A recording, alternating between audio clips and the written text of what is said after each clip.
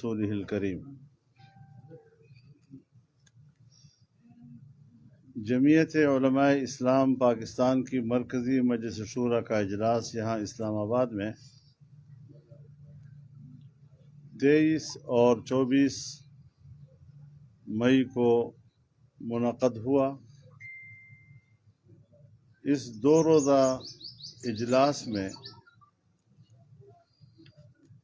اہم قومی مسائل زیر غور آئے۔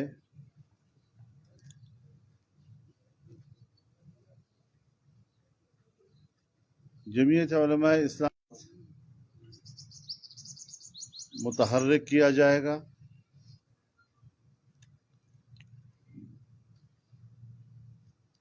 اس حوالے سے 29 مئی کو بروز ہفتہ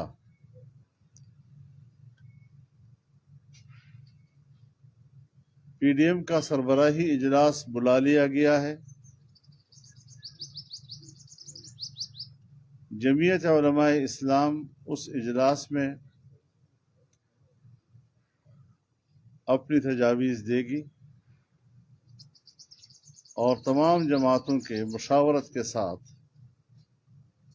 ایک مشترکہ لائحہ عمل طے کیا جائے گا۔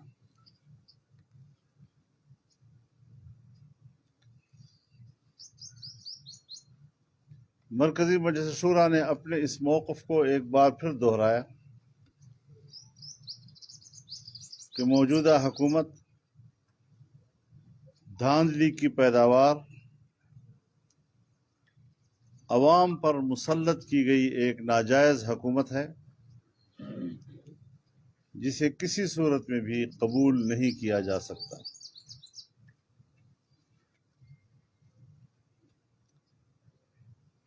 تین سالوں کے اندر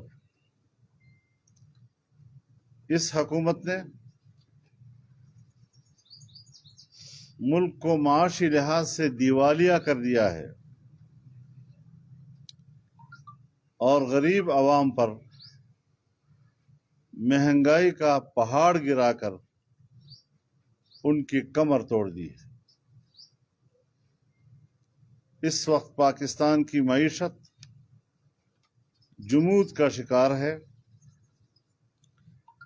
اور ایک نااہل حکومت کے ناطے آئندہ مستقبل میں بھی کسی بہتری کی کوئی امید موجود نہیں ہے۔ ملکی ہوں یا بین الاقوامی مالیاتی ادارے، ان کی رپورٹیں ہمارے اس موقف کی تائید کرتی ہیں۔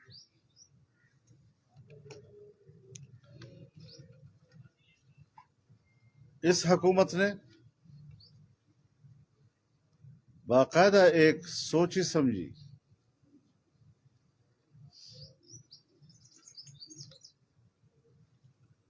سوچے سمجھے نظریے کے تحت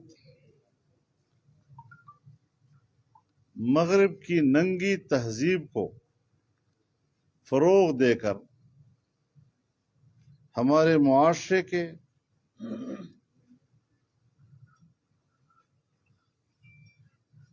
حسن پر اور اس کے شائستہ کردار پر بدنما دھبا داغا ہے۔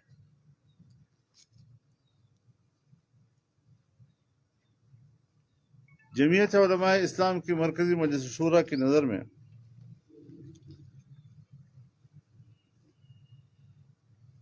قیام امن کے دعوے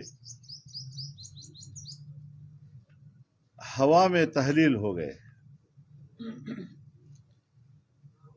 دہشت گردی کا عفریت پھر آئے روز 10 یوں پرامن شہریوں کی زندگیاں نگل لیتا ہے۔ فاٹا کے علاقے میں نیا نظام غیر مؤثر ثابت ہوا ہے اور ایک بار پھر وہاں سے بدامنی کی فضا پورے ملک میں سرایت کر رہی ہے۔ ملک کے مختلف صوبوں میں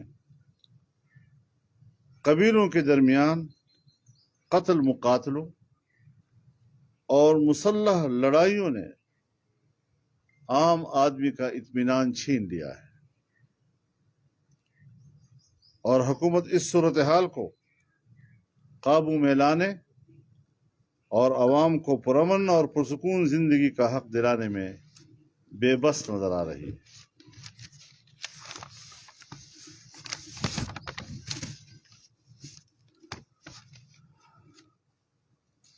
جمعیت علماء اسلام کی مرکزی مجلس شورا نے وقف املاک ایکٹ کو مسترد کر دیا ہے، اسے قرآن و سنت کے منافی قرار دیا ہے، پاکستان کے آئین کے منافی ہے، اور پاکستان کے آئین میں دیے ہوئے بنیادی انسانی حقوق کے منافی ہے۔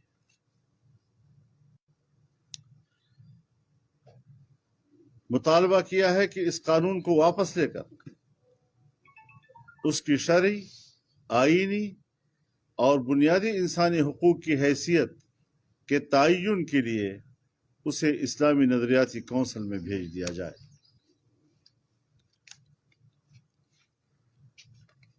مرکزی شورا نے تمام مکاتب فکر کے دینی مدارس کی تنظیمات کے مقابلے میں حکومت کا اپنی مرضی کے نئے بورڈز کی منظوری دے کر مدارس کے نظم و ضبط کو تباہ کرنے کی بھونڈی کوشش کی ہے۔ جمعیت علماء اسلام نے وفاق المدارس العربیہ پاکستان کو مزید مضبوط کرنے پر اتفاق کر لیا ہے، اور جمعیت علماء اسلام سے وابستہ کسی دینی مدرسے کا منتظم یا ہمارے کسی جماعتی رکن کے زیر انتظام کوئی بھی مدرسہ کسی سرکاری بورڈ میں شمولیت اختیار نہیں کرے گا۔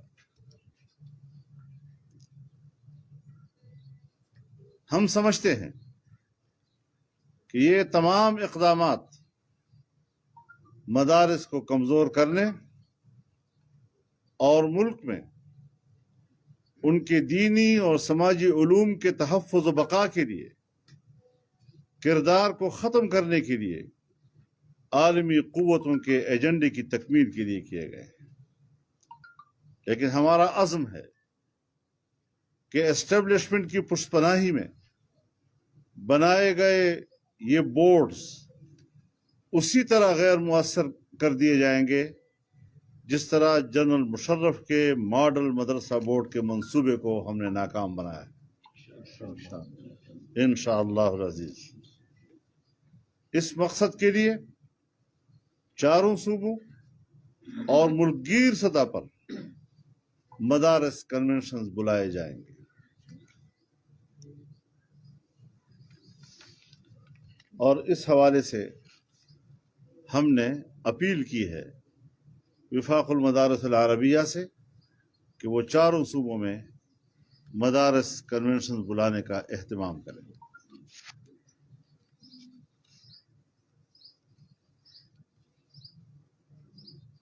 پاکستان میں امریکہ کی افواج کو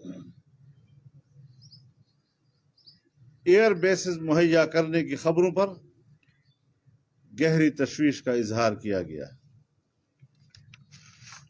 اور اسے ملک کی آزادی کے لیے خطرہ قرار دیا گیا۔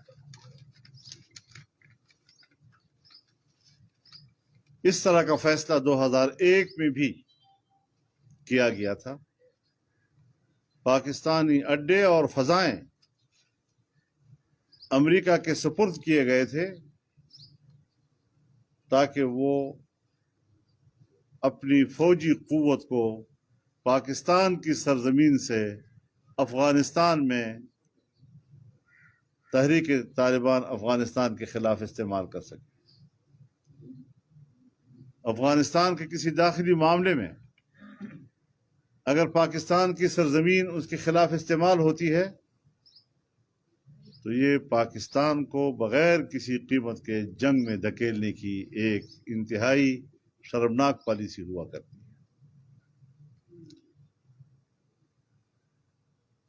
دنیا میں ایک رواج چل پڑا ہے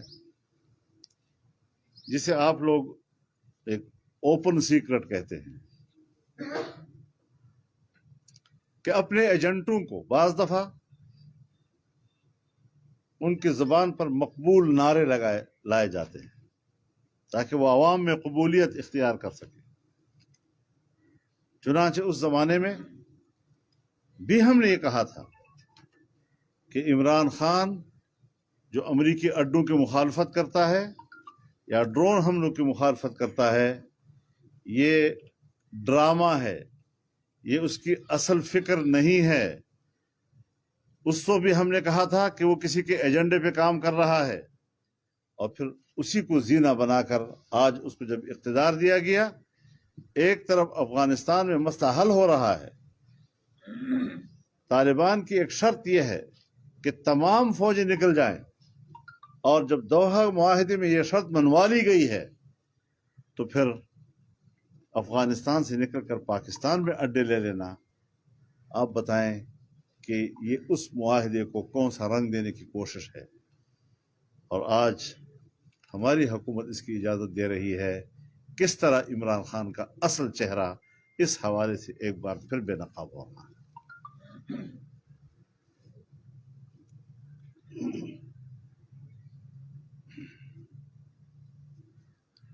پہلے بھی ہم نے افغانستان کے داخلی تنازع میں ریاستی سطح پر فریق بن کر جنگ کے شعلے پاکستان کی طرف بلائے۔ آج تک ہم ان شعلوں کو نہیں بجھا سکے ہیں۔ ہم نے دہشت گردی کے خلاف 10-15 سال تک فوج کی ریاستی قوت کو استعمال کیا، ہزار دعووں کے باوجود کہ اس نے دہشت گردی کو ختم کر دیا ہے، لیکن آج بھی ہم کہتے ہیں کہ وہ آگ بجھی نہیں ہے۔ اب جب ہم پھر دوبارہ ان کو پاکستان میں اڈے دیں گے تو اس جنگ کو دوبارہ پاکستان میں آنے کی دعوت دیں گے۔ تو یہ پالیسی پاکستان کے مفاد کے خلاف ہے۔ لہذا ہم اس حوالے سے اپنے اس موقف کو دوبارہ دہرائیں گے کہ پاکستان کی سرزمین اور پاکستان کی فضائیں کسی کے خلاف بھی استعمال کرنے کی اجازت نہ دی جائے۔ اور ایک اصولی نکتہ یہ کہ اگر دوحہ معاہدے میں طالبان سے یہ منوایا جا رہا ہے کہ افغانستان میں اگر آپ کی حکومت آتی ہے تو افغانستان کی سرزمین کسی کے خلاف استعمال نہیں ہوگی، پھر آج پاکستان کی سرزمین کو کسی کے خلاف استعمال کرنے کے لیے اڈے مہیا کرنا اور یہ کہنا کہ القاعدہ پھر زندہ ہو گیا ہے، یہ القاعدہ ساری زندگی امریکی مفادات کے لیے زندہ ہوتا رہے گا اور اس کو بنیاد بنا کر وہ ساری دنیا میں فوجیں بھیجتے رہیں گے۔ یہ عجیب راستہ ان کو ملا ہے۔ یہ القاعدہ کا راستہ جو ہے اب نہیں چلے گا، یہ ڈرامے اب مزید نہیں چلیں گے۔ دنیا میں اپنے ناپاک نظریے اور دنیا پر اپنا تسلط جمانے کے لیے، دنیا میں فوجیں بھیجنے کے لیے اس قسم کے جواز اپنے لیے مہیا کرنا، یہ سیاست اب پرانی ہو چکی ہے۔ اب دنیا کا کوئی انسان اس فلسفے کو تسلیم کرنے کے لیے تیار نہیں ہو سکتے۔ ہمیں امن چاہیے، پرامن ماحول میں ہم معیشت کو ترقی دے سکیں گے، اور اس قسم کی پالیسیوں سے ہمیں اب نکلنا پڑے گا۔ ہم اپنے پاکستان کو مضبوط بنائیں، پاکستان کو اقتصادی طور پر مضبوط بنائیں، اور پاکستان کو مضبوط بنانے کے لیے اس قسم کے حکمرانوں کا جنازہ نکالنا ہوگا جو پاکستان کو کمزور بننے کا سبب بن رہے ہیں۔ انشاءاللہ العزیز یہ بتائیے گا کہ جب الیکشن ہو گئے تھے آپ نے میاں صاحب کے گھر بھی تمام جماعتوں سے کہا تھا کہ آپ جو ہے حلف نہ اٹھائیں۔ 3 سال گزر گئے احتجاج ہوتے ہوتے، 3 سال اب 2 سال رہ گئے ہیں۔ آپ سمجھتے ہیں کہ 2 سالوں میں وہ کام جو آپ 3 سالوں میں نہیں کر سکے 2 سالوں میں کر دیں گے؟ دیکھیے، تحریک اپنے اصول کی بنیاد پہ چلتی ہے، اور جب تحریک ایک اصول کی بنیاد پر چلتی ہے، جب تک تحریک اپنے اصول سے ہٹتی نہیں ہے اس وقت تک اس سے مستقبل وابستہ کیا جا سکتا ہے۔ پی ڈی ایم کی تحریک اپنے اصولوں پہ قائم ہے، اس اصولوں پر قائم رہتے ہوئے اپنے کچھ دوستوں کی قربانی بھی دی ہے، اور اس بنیاد پر ہم اپنے آنے والے مستقبل میں ایک روشن مستقبل پاکستان کو دینے کے لیے پرامید ہیں۔ جس طرح سے آپ کے ساتھ ثابت صدر سے زرداری بھی رابطے میں رہے، میاں شہباز شریف بھی رابطے میں رہے، اور آج میاں شہباز شریف نے آپ سے ملاقات بھی کی، کل عشائیہ بھی تھا، یہ باتیں بھی آئیں کہ پیپلز پارٹی اور اے این پی کی دوبارہ پی ڈی ایم میں شمولیت کی تجویز دی گئی ہے، تو اس حوالے سے بتائیے گا کیا ان دونوں جماعتوں کو پی ڈی ایم میں شامل کیا جائے گا یا نہیں کیا جائے گا، وہ اس کا حصہ ہوں گے؟ یہ چیزیں میڈیا میں پھیلائی گئی، مجھے نہیں معلوم کیوں پھیلائی گئی، لیکن ان دو جماعتوں کو سربراہی اجلاس میں بلانے کی کوئی تجویز موجود نہیں ہے۔ اجلاس ہوگا، تمام سربراہان جو پی ڈی ایم کا حصہ ہیں وہ اس میں بیٹھیں گے اور وہی اس کے بارے میں سوچیں گے اور فیصلہ کریں گے۔ اس طرح ہوائی طور پر فضاؤں میں کوئی فیصلے نہیں ہوا کرتے۔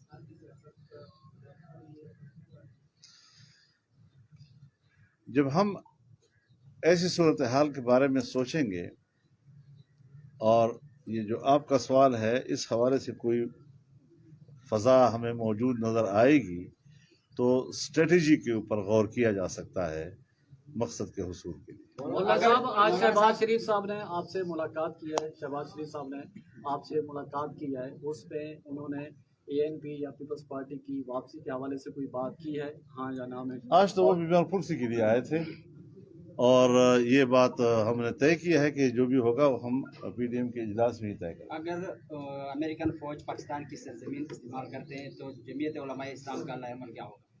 میں نے اپنا نقطۂ نظر دے دیا ہے اور ہمارا ہر لائحہ عمل اسی نقطۂ نظر کے تابع ہے۔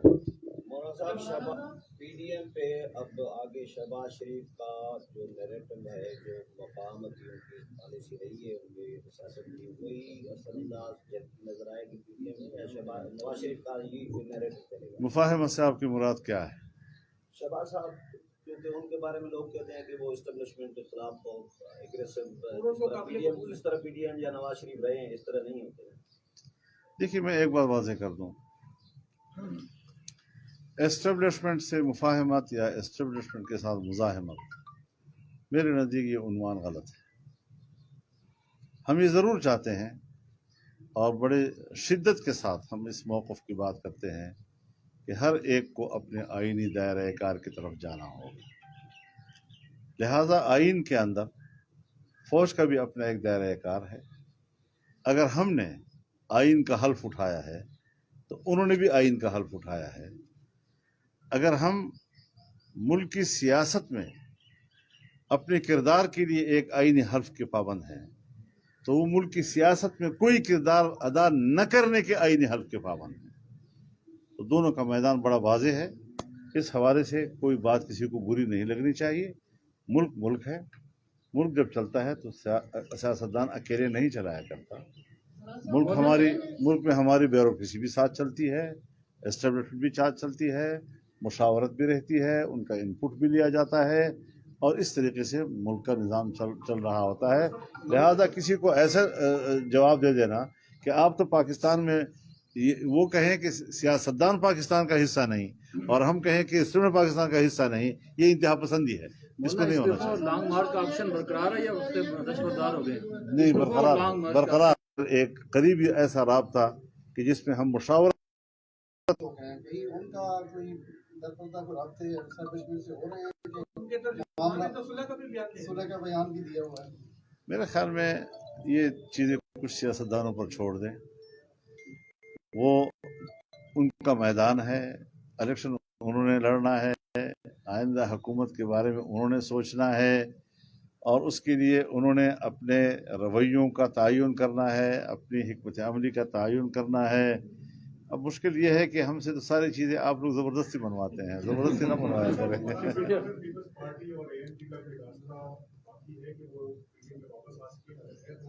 ابھی تک تو ہم نے ان کو یہی کہا ہے کہ آپ اپنے ان فیصلوں پہ نظر ثانی کریں، آپ سے جلد بازی ہو گئی ہے اور ضرورت سے زیادہ آپ نے جو موقف دیا ہے اس میں پی ڈی ایم کی طرف سے آپ کا پورا احترام رکھا گیا ہے، لیکن آپ کے جواب نے پی ڈی ایم کی ذرا توہین کی ہے، اس کا ازالہ آپ کو کرنا ہوگا۔ مولانا صاحب یہ ضمنی انتخابات جو ہوئے جتنے 9 حکومت ہاری ہے، اپوزیشن ہی جیتی ہے تقریباً، تو آپ کو لگ رہا ہے کہ پی ڈی ایم کی اس تحریک کے پریشر میں اسٹیبلشمنٹ اس ضمنی انتخابات میں کوئی دھاندلی نہیں کی یا کم کی ہے یا پیچھے ہٹی ہے کچھ کوئی؟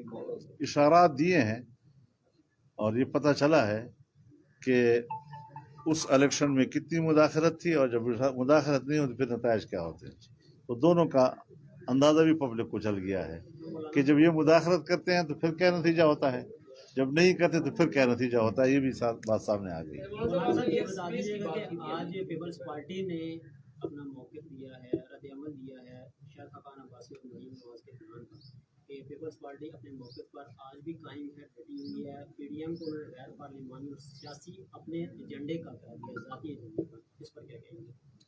مجھے اس بیان کا علم نہیں ہے ابھی تک، تو ہم اپنی بات کریں گے جو ہم نے پہلے آداب و احترام کے اندر کی ہے، اور میرا خیال میں مشکل یہ ہے کہ پیپلز پارٹی کی قیادت ابھی میچور نہیں ہے کہ وہ اس پروٹوکول کو فالو کر سکے جو سیاستدانوں کے ذریعے ہوا کرتا ہے۔